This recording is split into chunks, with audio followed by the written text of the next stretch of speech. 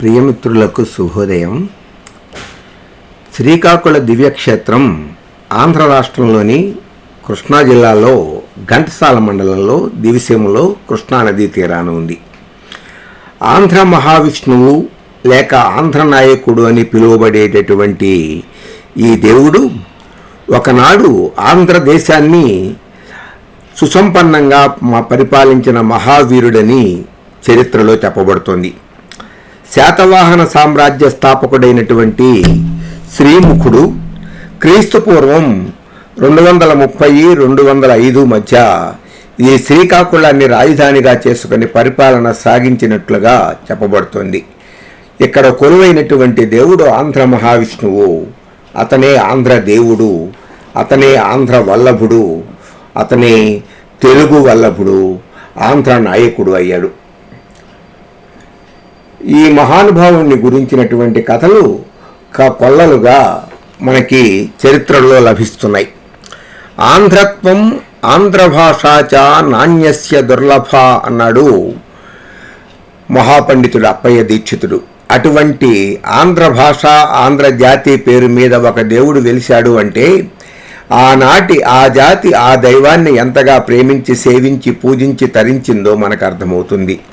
శాతవాహనులకు పూర్వమే సుచంద్రుని యొక్క కుమారుడైన విష్ణువు అనే మహావీరుడు ఆంధ్ర సామ్రాజ్యాన్ని స్థాపించి మహేంద్రగిరితో శ్రీశైలం, కాళేశ్వరం, భీమేశ్వరాలను కలుపుతూ గొప్ప కోటను నిర్మించి దానికి శివుని 3 నేత్రాలకు ప్రతీకలుగా 3 ద్వారాలను నిర్మించి ఆంధ్రదేశాన్ని పాలించాడు.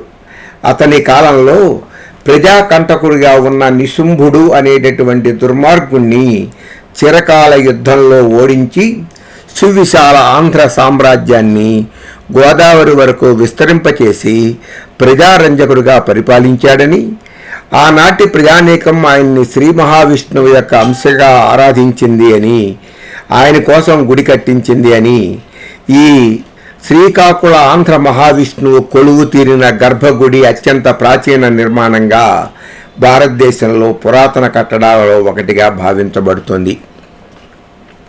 శ్రీ ఏడి కాంబెల్ వ్రాసినటువంటి ఆంధ్ర కౌముదిలో ఈ విషయాలు మనకి ప్రస్తావించబడ్డాయి. ఈ ఆలయ గోడల మీద 32 శాసనాలు ఆలయ ప్రాచీనతకి ప్రసిద్ధికి అద్దం పడుతున్నాయి. క్రీస్తు శకం 1010లో అనంత చోడ భూపాలుని చేత ఆలయం పునర్నిర్మించబడి రాజగోపురము పునరుద్ధరించబడినట్టుగా శాసనాల మూలంగా తెలుస్తోంది.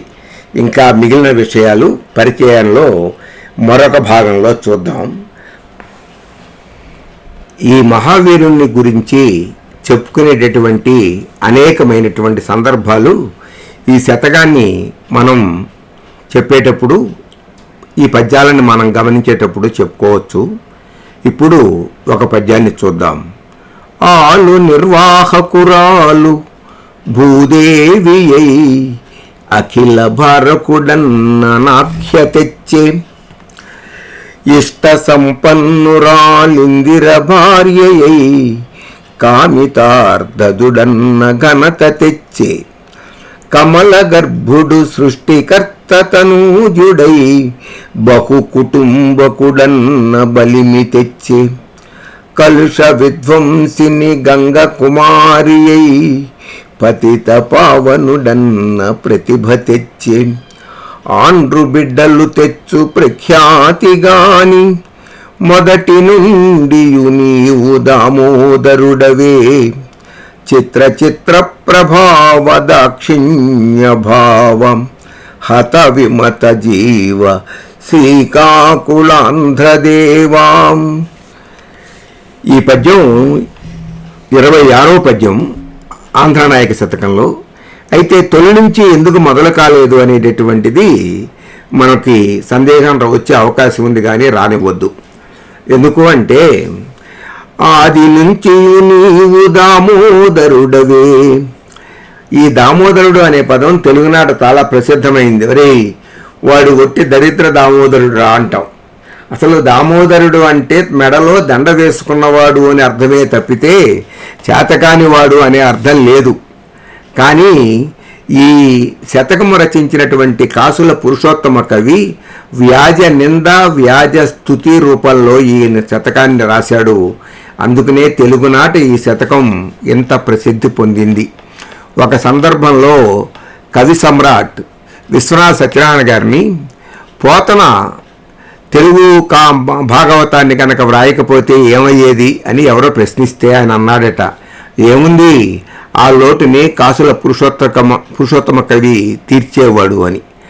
ఆయన మీద విశ్వనాథ వారికి ఉన్నటువంటి నమ్మకం అంతగా ఉంది అంటే ఈ శతకం ఎంత గొప్పగా ఉందో మనకు అర్థమవుతుంది.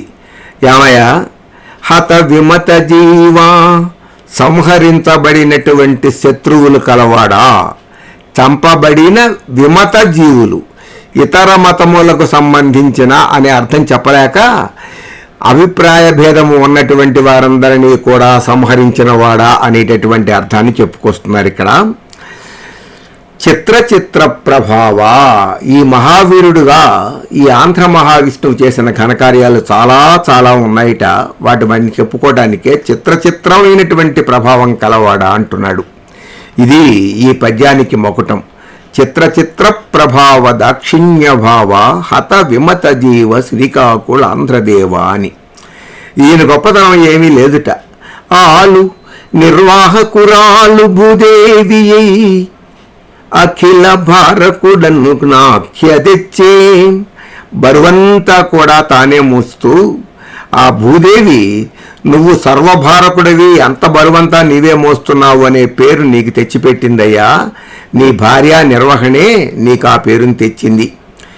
ఇష్ట సంపన్నురాలు ఇందిర భార్యయై కామితార్థదుడన్న ఘనత తెచ్చే. ఎంత కావాలి అంటే అంతా కూడా సంపాదించి ఇచ్చేటటువంటి ఇల్లాలు లక్ష్మి. ఆవిడ నీకు భారీగా ఉండటం మూలంగా కోరిన కోరికలను తీర్చేవాడు అనేటటువంటి ఘనత నీకు లభించింది.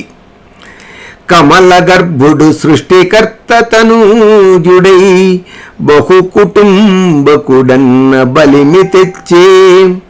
కమల గర్భుడైనటువంటి ఆ సృష్టికర్త నీకు కుమారుడవటం మూలంగా బహుకుటుంబకుడు అనేటటువంటి ఖ్యాతి నీకు లభించింది. కలుష విధ్వంసిని గంగ కుమారి, సమస్తమైన సర్వపాపాలను పోగొట్టేటటువంటి గంగ నీకు కుమార్తె అవటం మూలంగా పతిత పావనుడన్న ప్రతిభ తెచ్చే. నువ్వు పతిత పావనుడు అంటే పాపాలను చేసిన వాళ్ళందరినీ కూడా పవిత్రుణ్ణి చేస్తావు, అందరినీ కూడా పవిత్రుణ్ణి చేసి మోక్షాన్ని ఇస్తావు అనేటటువంటి గొప్ప కీర్తిని నువ్వు తెచ్చుకున్నావు. అయితే ఆండ్రు బిడ్డలు తెచ్చు ప్రఖ్యాతి గాని, ఇదండి ఇక్కడ అసలు నీదేముందయా, నీ భార్య నీ పిల్లలు తెస్తున్నటువంటి కీర్తే గాని మొదటి నుండి నీవు దామోదరుడవే, మొదటి నుంచి కూడా నీవు దామోదరుడువే. ఇక్కడ దామోదరుడు అనేటటువంటి అర్థాన్ని మొదట్లోనే మనం చెప్పుకున్నాం కదా. చిత్ర ప్రభావ దాక్షిణ్య భావ హత విమత జీవ శ్రీకాకుళాంధ్రదేవ. ఈ శతకం చెప్పుకునేటప్పుడు ఇటువంటి అనేకమైనటువంటి విషయాలు మనకి ప్రస్తావనకు వస్తాయి. స్వస్తి.